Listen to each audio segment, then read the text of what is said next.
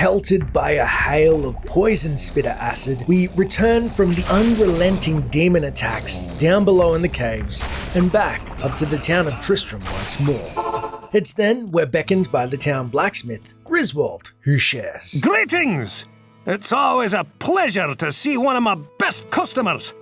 I know that you've been venturing deeper into the labyrinth, and there's a story I was told that you may find worth the time to listen to. One of the men who returned from the labyrinth told me about a mystic anvil that he came across during his escape.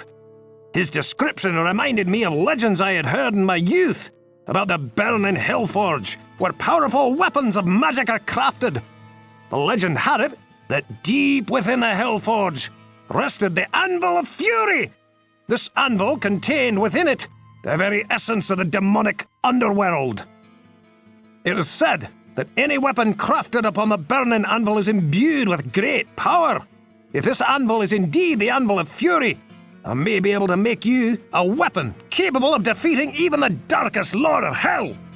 Find the anvil for me, and I'll get to work. A great anvil imbued with dark power? We see the barely contained lust for a Dark Lord-ending artifact, such as the fabled anvil dancing in Griswold's eyes, but have seen ourselves the harsh reality of what promised demonic trinkets can impart. Especially a demonic anvil absconded would bring forth the full fury of hell itself. Somewhat reluctant, we seek out the other townsfolk for any information gleaned on this legendary anvil, heading out to the resident demonologist, Adria the Witch by her hut, who tempts. There are many artifacts within the labyrinth that hold powers beyond the comprehension of mortals.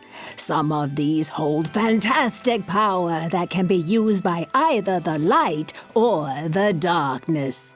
Securing the anvil from below could shift the course of the Sin War towards the light. Somehow, we think to ourselves, the artifacts of hell are only meant to be wielded by demons alone. Pondering this, we then speak to Farnham, the town drunk. But as soon as we mention the anvil, he simply blurts out, Griswold can't sell his anvil. What will he do then? And I'd be angry too if someone took my anvil. I will make sure to send my sympathies to Griswold, old Farnham. Wait, it isn't Griswold's anvil. Whoever owns it is going to be furious if we take it. Somehow, as Farnham does, he's inadvertently helped us contemplate our plight cryptically, but a little bit more nonetheless. We then speak to the resident scholar, Deckard Cain, about the lore of such an anvil's legend, and he recalls. Griswold speaks of the Anvil of Fury, a legendary artifact long searched for, but never found. Crafted from the metallic bones of the razor pit demons, the Anvil of Fury was smelt around the skulls of the 5 most powerful magi of the underworld. Carved with runes of power and chaos, any weapon or armor forged upon this anvil will be immersed into the realm of chaos, embedding it with magical properties. It is said that the unpredictable nature of chaos makes it difficult to know what the outcome of this smithing will be. Realm of chaos. That sounds safe. A testament to just how desperate our plight has become. Heading to the infirmary next, we speak with Pepin the Healer, who says, If you had been looking for information on the pestle of curing or the silver chalice of purification, I could have assisted you, my friend. However, in this matter, you would be better served to speak to either Griswold or Cain. Chalice of purification, eh?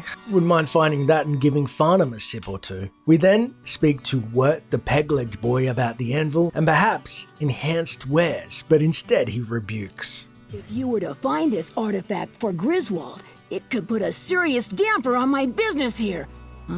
You'll never find it. Who would have thought? Wirt doesn't appreciate fair trade. We then make our way to Gillian, the barmaid's house, and she remembers of the tale. Griswold's father used to tell some of us when we were growing up about a giant anvil that was used to make mighty weapons. He said that when a hammer was struck upon this anvil, the ground would shake with a great fury. Whenever the earth moves, I always remember that story. No wonder Griswold is so keen on the idea. It was his own father who regaled him with tales as a boy of the legendary anvil. Lastly, we see Ogden the Innkeeper, who helpfully states, "Don't you think that Griswold would be a better person to ask about this? He's quite handy, you know." "You don't say." Shaking off the feeling Ogden was just lightly patronizing us, we instead take the innkeeper at his word and head back down to the caves in search of the famed Anvil of Fury. Down on level 10 of the caves, we are all but overwhelmed by crimson gargoyles, known as blood claws, golden vanishing illusion weavers, and the vomitous poison spitters, regurgitating rank poison spat in torrents and sizzling underfoot as its toxins gnaw at our heels and burrows into our bloodstream.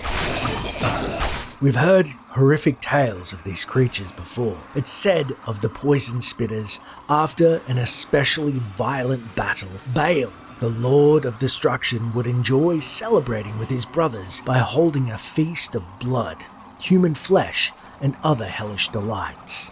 The Bestia Acerbus are the descendants of dog-like creatures that lived by feeding upon the remains of Baal's nightmarish feasts. The variety of vile substances that the creature consumed, along with their close proximity of the Lord of Destruction, twisted and warped the viscera of these hounds of hell. These quadrupedal creatures are scavengers, able to move with insidious agility, and their armored backs are festooned with scales and ridges. Spitting terrors are capable of spitting up a variety of caustic fluids and projecting them from a considerable distance. Packs of these terrors are especially devastating, as their bile has been known to eat through the strongest of armor and poison the most hardy of men. They will move in on their prey that seems weak or crippled. Great care must be taken when within the lair of these bestia. Their venom retains its potency for a considerable amount of time, and puddles of it may be found everywhere. When killed, the beast's inner toxins eat through the now dead flesh, leaving a dangerous trap for those foolish enough to tread upon the corpse. After contending with the spitters one by one, we confront their leader, the unique Plague Wrath, which is cursed with a terrible flash spell when we near the wretched beast. We then attempt to use magic such as fireball and chain lightning to counter its close quarter spells to little effect. Cornering the critter, we take the brunt of several flash spells as it falls in a heap of poison, before collecting a yellow axe off its corpse. Heavily fatigued, we head back to town and see Griswold the blacksmith once more with an update about the anvil, but instead he just promises. Nothing yet, eh? Well, keep searching. A weapon forged upon the anvil could be your best hope, and I'm sure that I can make you one of legendary proportions. And so our search continues for the anvil, restocked and resolve renewed as we venture into the caves once more. Clearing the caves, we happen upon a great cavernous expanse. In the middle bubbles a vast lake of lava, square in appearance, save a small peninsula in the middle. We make our way around the scorching magma and dispatch a lone blood claw that had watched us from its stony state.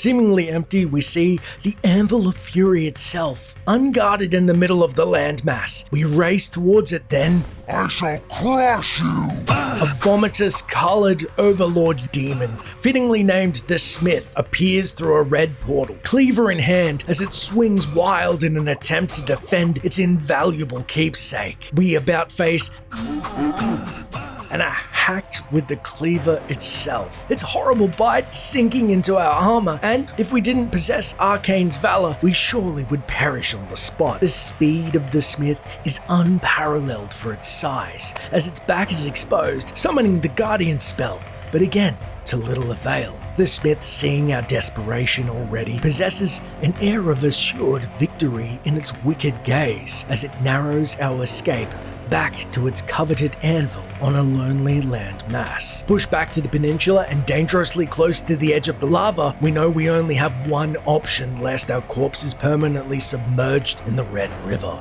We weather the blows of the Smith and retaliate with all the strength we can muster and yell, "Time to die!"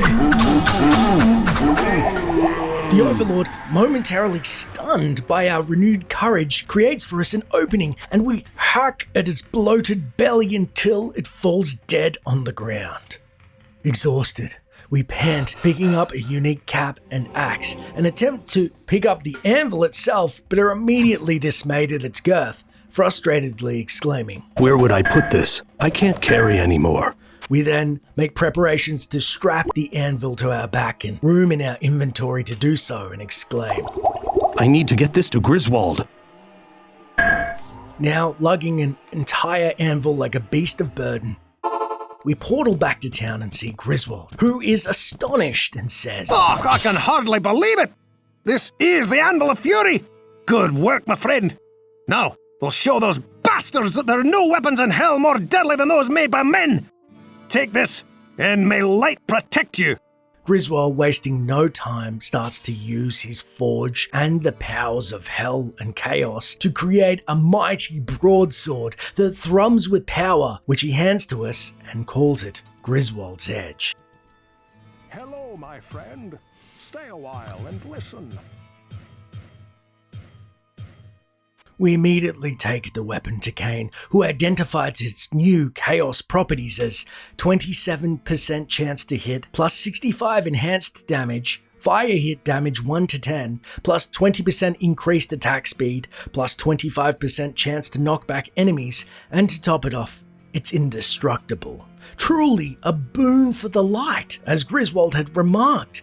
And we then realize what better weapon to use against the enemy than their own. It should be noted that Griswold's Edge in vanilla Diablo can be regarded as one of the most powerful unique swords in normal difficulty due to its many qualities, but this version is slightly different as this is the Beelzebub HD mod featuring cut content, such as the Smith Demon, who was not present in Diablo 1 but appeared in Act 1 of Diablo 2. However, I feel that it adds a lot more depth to the quest, battling the Smith over his anvil versus just picking up the anvil guarded by some generic demons. Speaking of demons, it looks like, thanks to Griswold, we now have an invaluable edge.